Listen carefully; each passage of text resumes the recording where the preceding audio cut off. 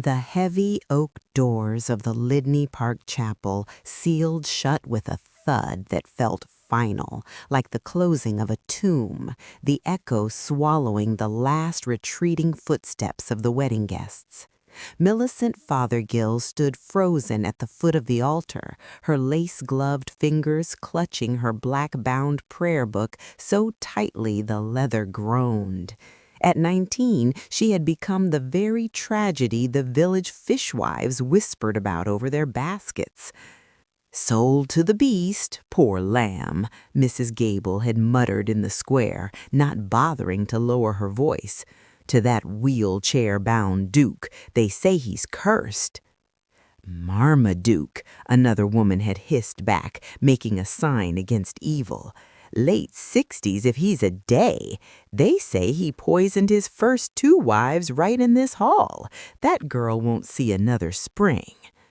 Millicent's throat had tightened then, but she had kept her large, soulful brown eyes dry, the way her father had taught her before the carriage accident took him and her mother. Her uncle stood beside her now. No, not now. He was gone. She was alone. Her guardian had signed the register, handed her over like a parcel of land, and fled the chapel with the Duke's check burning in his pocket. The presiding vicar cleared his throat, his eyes filled with pity he didn't dare speak. "His Grace awaits you in the master suite." The few remaining servants, Lydney's silent, gray-faced staff who moved like ghosts, stepped back into the shadows of the stone pillars. Through the silence of the nave, Millicent heard it, the rhythmic creak, clack, creak, clack of iron wheels on stone. The Duke of Lydney was coming to claim what he had purchased. My beautiful family, before we step into Lydney Park's shadows, my cheeky nephew swears if this channel hits 1,000 subscribers today, he'll finally tidy his room. Help make a teenager's nightmare come true. Hit subscribe, like this video, and comment where you're watching from. Your support lets us bring more stories like this to you. The Duke's study had smelled of beeswax and betrayal. Millicent stood 3 paces behind her uncle, her hands trembling against the folds of her dress, trying to make herself invisible.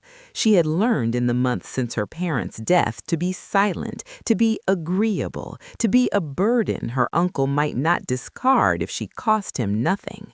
But there was no discarding today, only a transaction. "The girl is healthy?" The voice that emerged from the shadows of the wheelchair facing the high windows was not the growl she had expected. It was low, raspy, but textured with a strange, weary dignity. Her uncle's hand shook as he smoothed the marriage contract on the heavy desk. "Perfectly, Your Grace. Young, obedient, and possessing no other attachments. She understands her duty." "She understands she is being sold," the voice corrected, and Millicent detected something sharp beneath the weariness now. The wheelchair turned, revealing a full white beard and keen gray eyes that didn't look at her with hunger, but with a startling, intense recognition. "The sum is generous, Your Grace," her uncle stammered, "more than adequate for her upkeep." "It is the price of a life," the Duke said softly. The tragedy of the carriage accident that claimed her parents was barely 2 months cold when the second blow struck. Millicent's guardian, an uncle whose sorrow had seemingly dried up the moment he reviewed her father's ledgers, had presented her with a choice that was no choice at all. He spoke of forged debts and manufactured ruin with a trembling lip, but his eyes were hard and calculating. There was only one solution, he insisted, dragging her to the brooding estate that loomed over the village like a thunderhead. Now, standing in the oppressive silence of Lydney Park's study, Millicent felt the weight of the house pressing down on her. The heavy velvet curtains were drawn against the afternoon sun, leaving the room in a twilight gloom that smelled of oak, old parchment, and the faint, bitter tang of medicinal herbs. She stood alone in the center of the Persian rug, her alabaster skin stark against the dark paneling, her hands clasped to stop their shaking. Despite the terror coursing through her veins, she forced her chin up, fixing her large, soulful brown eyes on the figure waiting in the shadows. Marmaduke, the Duke of Lydney, sat in a high-backed wheelchair, a figure of stillness. The faint light caught the gold silk of his waistcoat, the only brightness in the room, and illuminated the silver streaks in his beard. He did not look at her uncle, who was babbling nervously about her virtues and obedience. The Duke's gaze was fixed entirely on Millicent. "Enough," the Duke commanded, his voice slicing through her uncle's chatter.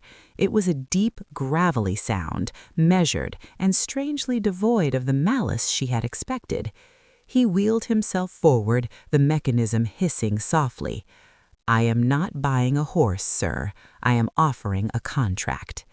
He looked at Millicent then, and she braced herself for a leering inspection. But his gray eyes, framed by thick, furrowed brows, did not travel down her bodice or assess her figure. Instead, they locked onto her face with an intensity that felt less like hunger and more like a shock of recognition. He studied her as one might study a ghost. "Marriage for security," he said, his tone quiet. "You will have the protection of my title, and your uncle's debts will be cleared. The ceremony will take place in 1 week." It was done. Her uncle signed the papers with frantic speed, eager to flee the somber gaze of the aristocrat. As Millicent was ushered out, clutching her small, battered trunk, she heard the heavy iron gates of the estate clang shut behind her uncle's departing carriage. The sound echoed in her chest. She was trapped. Yet, as she looked back at the manor, her heart pounded with a confusion that rivaled her fear. What kind of man buys a bride only to speak to her with such quiet, weary dignity?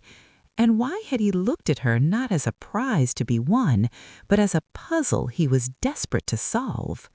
The ceremony had passed in a suffocating blur of incense and Latin, a funeral service masquerading as a wedding.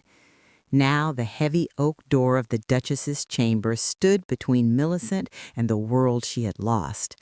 The room was vast and cold, the canopy bed looming in the center like a catafalque draped in damask. Millicent stood by the dying fire, her veil lifted, but her white lace gown feeling heavier than armor. She was trembling, every instinct screaming at her to flee, but there was nowhere to go. She had been sold, paid for, and delivered. Then came the sound that would haunt her dreams, the rhythmic creak-drag of wheels on the corridor floorboards. The door handle turned with a sharp click. Millicent stiffened, her breath hitching in her throat as the Duke wheeled himself into the room. He was still dressed in his formal black morning suit, the white rose boutonniere glowing like a spectral eye in the candlelight. He looked immense in the dim light, his broad shoulders filling the chair, his face a mask of stern, unreadable granite. He locked the door behind him, the bolt sliding home with a finality that made Millicent's knees buckle. She squeezed her eyes shut as the wheels rolled closer, bracing herself for the rough hands of an old man claiming his property. She imagined the smell of stale tobacco and whiskey, the weight of his demand.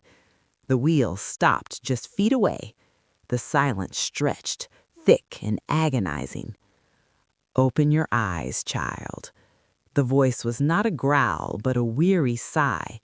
Millicent obeyed, looking down into the gray eyes that watched her with a profound, aching sadness. "I will never touch you," he said softly. The air left her lungs in a rush. "Your Grace?" "You are not here to warm my bed," he continued, his voice dropping to a conspiratorial whisper, though they were alone. He leaned forward, gripping the armrests of his chair until his knuckles turned white. "I brought you here for one reason only." He paused, searching her face, and then uttered the single word that shattered her world entirely. "Daughter." Millicent stared, stunned into silence. The Duke slumped back, the formidable aristocrat dissolving into a frail, frightened old man. I am dying, Millicent, not from age, but from slow poison.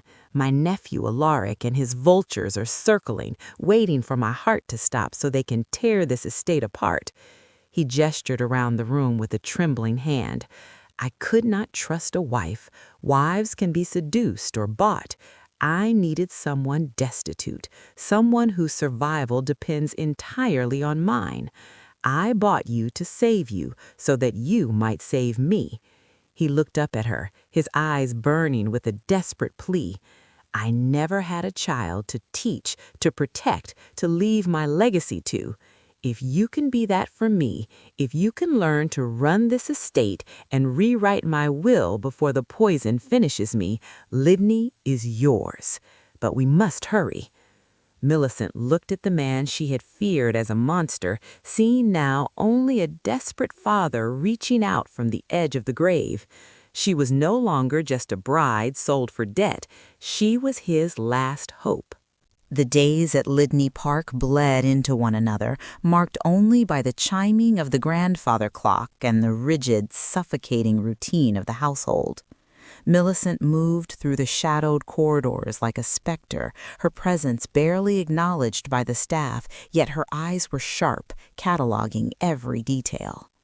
It was in the evenings, by the library fire, that the pattern became undeniable. Every night at 8, Mrs. Fairchild, the severe housekeeper whose face seemed carved from the same gray stone as the manor, would enter with a silver tray. On it sat a crystal vial of dark, viscous liquid, the heart tonic prescribed by the physician Dr. Harrowby, a man Millicent knew was deep in the pocket of the Duke's nephew, Alaric. "For his Grace's constitution," Mrs. Fairchild would intone, her voice devoid of warmth, before watching him swallow the draught. One evening, as the rain lashed against the leaded windows, Millicent watched the Duke's hand as he reached for his book. The tremor was violent, a palsied shaking that had not been there an hour prior. The spoon he held clattered against his teeth, and a flush of unnatural heat crept up his neck. "It is just the ague," Marmaduke murmured, seeing her concern, though his voice was thick and slurred. When Mrs. Fairchild turned to stoke the fire, Millicent feigned a need for water, moving swiftly to the small table where the empty glass sat. A single dark drop remained at the bottom. Shielding her actions with her sleeve, she dipped a finger into the dregs and touched it to her tongue. The taste was acrid, metallic, and instantly numbing. A shock of recognition from her father's old botanical texts flashed through her mind. This was not medicine. It was Atropa belladonna, deadly nightshade. She waited until the housekeeper withdrew, the heavy door clicking shut. "Do not drink that again," she whispered, the command startling in the quiet room. The Duke looked up, his eyes glassy. "Millicent?" "It is nightshade," she hissed, kneeling beside his chair and taking his cold, trembling hands in hers. "They are not treating your heart, Your Grace. They are stopping it." Recognition dawned in Marmaduke's weary gray eyes, chasing away the fog of the drug. A grim, terrifying clarity took its place. "Alaric," he rasped, his grip on her fingers tightening. "The boy lacks the patience for nature to take its course." That night, they poured the remaining tonic into the potted fern by the window. Over the next 3 days, as the poison left his system, the violent tremors ceased and the color returned to his cheeks. But with his strength came a darker realization. "We have bought time," Marmaduke warned one evening, his voice regaining its old velvet texture. "But Alaric will notice I am not dying fast enough. He will strike harder." He looked toward the rain-streaked window, toward the overgrown grounds. "We must be ready. There are secrets in those gardens, child, old remedies and defenses I buried long ago. If we are to survive, you must unearth them." The library, with its ceiling-high shelves and smell of curing leather, transformed from a cold repository of books into their fortress. For weeks, the outside world ceased to exist. As the autumn winds stripped the trees bare outside, inside, a desperate education was taking root. Marmaduke, seated in his chair by the roaring hearth, became the mind of Lydney Park, while Millicent became its hands and voice. "Look closely at the ledger, child," he would rasp, pointing a gnarled finger at the columns of figures. "See where the tenant rents drop in November? That is not poverty, that is theft. My nephew's agents skimming the cream." Millicent absorbed it all. She learned the rhythms of crop rotation, why the wheat must follow the clover, and the arcane language of property law. But it was the botany lessons that ignited a fire in her. On the table between them lay dried specimens from the garden. Marmaduke taught her to distinguish the healing valerian from the deadly hemlock, weaving lessons of survival into the leaves. "Nature does not apologize for its thorns, Millicent," he told her one afternoon, his voice soft as he watched her sketch a foxglove. "It grows them to survive. You must do the same." She became his scribe, her quill scratching across parchment as she penned letters to solicitors he trusted, bypassing the compromised household staff. In these quiet hours, the transaction of their marriage dissolved into something profound. When she successfully identified a complex clause in a land deed, he smiled, a true warm expression that crinkled the corners of his eyes. "You have a sharp mind, my dear girl, sharper than any son I might have had." The praise warmed her more than the fire. For the first time in her life, she was not a burden or a bargaining chip. She was a legacy. "My family, if this story of a lonely man finding a daughter in his final months is stirring your heart, imagine missing how they fight back together. Subscribe now before fear of losing these stories grips you. Those who won't, please comment why so we understand." But time was a thief. Though the poison had stopped, the damage to the Duke's heart was irreversible. Some days he could barely lift his head, his breathing rattling in his chest like dry leaves. They were racing against a clock that was ticking faster than they dared admit. Then the sanctuary was breached. It began with the gravel crunch of a carriage arriving unannounced, too fast and too loud. The heavy library doors swung open without a knock, and the air grew instantly frigid. Standing there, stripping off riding gloves with a sneer of mock concern, was Alaric. He looked from the frail Duke to the piles of ledgers, and his eyes narrowed. He could smell the change in the air, the scent of a victim fighting back. The drawing room felt less like a family gathering and more like an inquest. Alaric had not come alone. He brought reinforcements. His sister, Honoria, whose face was as sharp and pale as a letter opener, and their cousin Bertram, a man who sweated profusely and refused to meet anyone's gaze, circled the wheelchair like carrion birds, sensing the end of a long hunt. "We only wish to relieve you of your burdens, Uncle," Honoria said, her voice dripping with a cloying, performative sweetness. She cast a dismissive glance at Millicent. "Surely you cannot expect this child to understand the complexities of the Lydney accounts. It is cruel to burden her so." Alaric stepped forward, reaching for the ledger on the side table. "Honoria is right. We have prepared a petition to assume power of attorney, purely for your own rest, of course." Millicent stepped between Alaric and the book. 2 months ago, she would have shrunk away, terrified of offending her betters. But the girl who had entered this house was gone, replaced by the Duchess of Lydney. "That will not be necessary," Millicent said, her voice steady and cool. "His Grace is quite capable of managing his own affairs. In fact, we were just reviewing the timber yields from the North Woods." She fixed Alaric with a steely gaze.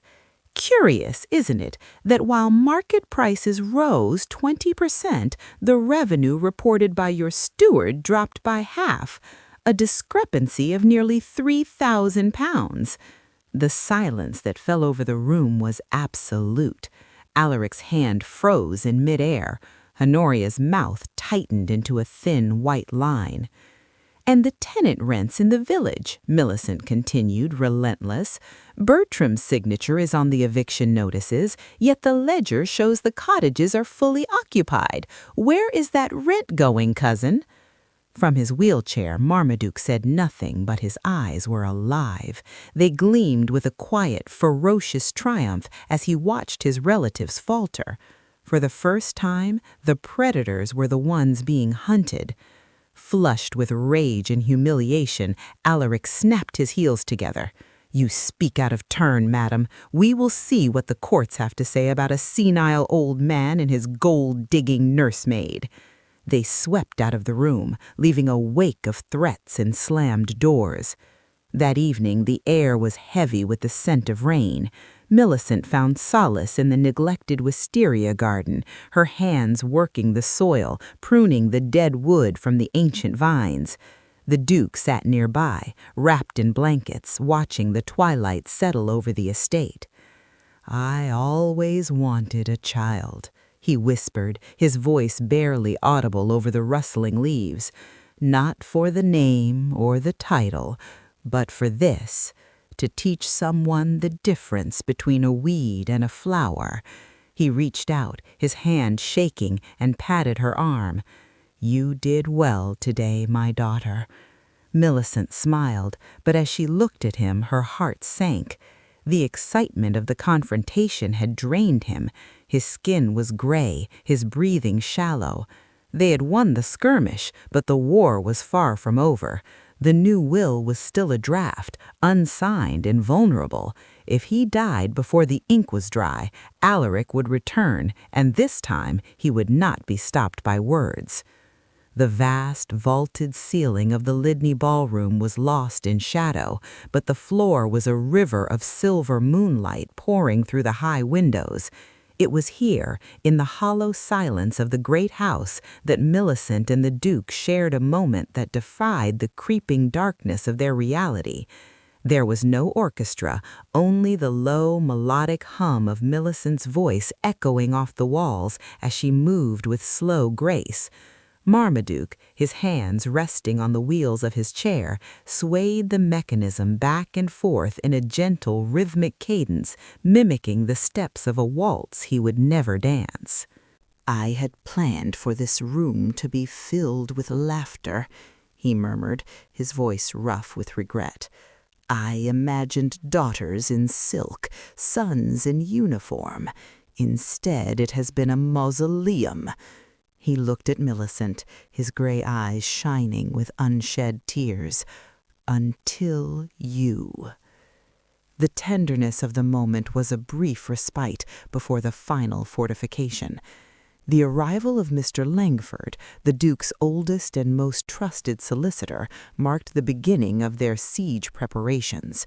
For 3 nights the library candles burned down to the nub. The air grew thick with the smell of sealing wax and the scratch of quills. Millicent sat at the Duke's right hand, no longer a passive observer, but an active participant. Under Langford's guidance and the Duke's sharp instruction, she absorbed the arcane language of the law, entails, codicils, and the precise wording required to break an entailment of 3 generations. Marmaduke was fading.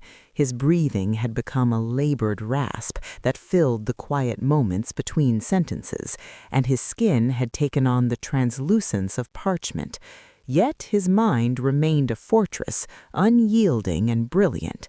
He dictated clauses with ferocious precision, closing every loophole Alaric might exploit, constructing a legal armor for Millicent that was impenetrable. As the pale gray light of dawn washed over the estate on the fourth morning, the final draft lay complete on the desk. The silence in the room was heavy, not with sleep, but with the weight of inevitability. Marmaduke reached out, his hand cold and heavy, and gripped Millicent's fingers. "It is done," he whispered, his chest heaving with the effort of speech. He looked at her, searching for the terrified girl who had arrived months ago, but finding only a woman forged in fire. "You are ready." Millicent squeezed his hand, tears blurring her vision. He spoke of her readiness to rule, to command, to endure. But as the wind howled outside, rattling the window panes like a fist demanding entry, Millicent felt a chill that had nothing to do with the weather. She was ready to be the Duchess, yes, but was she ready to lose the father she had just found? And was she ready for the violence that would surely follow his last breath?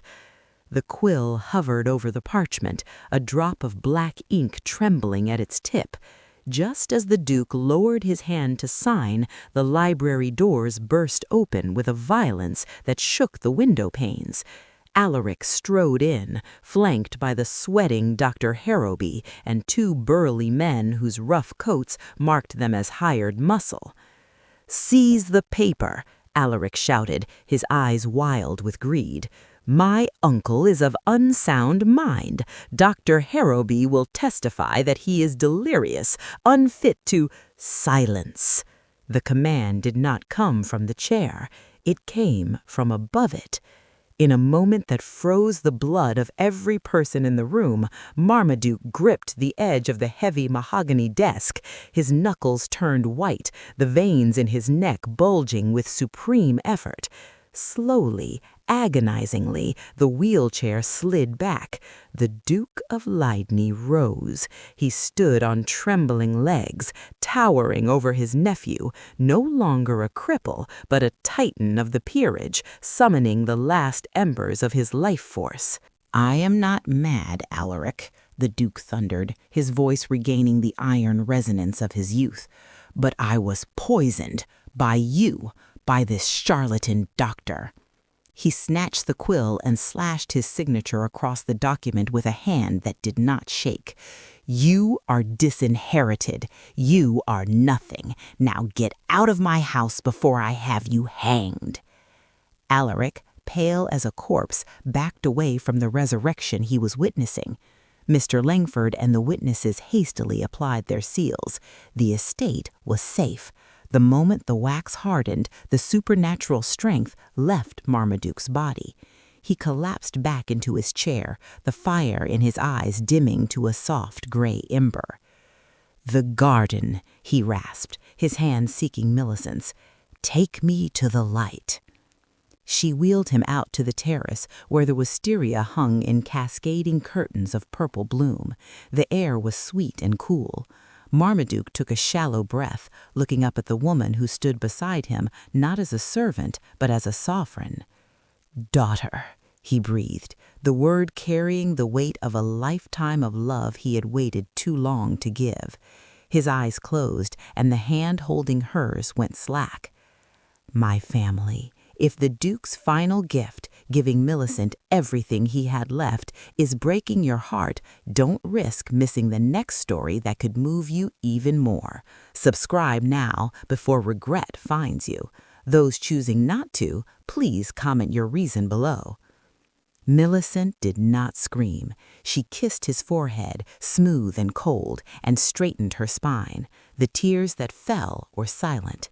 She turned back toward the manor where the servants were waiting for orders. She was alone again, yet she was not the frightened orphan who had arrived in a carriage of debt. She was the Duchess of Lydney, and as she looked out over the lands her father had entrusted her, she knew the wolves might return, but they would find the gates barred and the mistress of the house ready for war.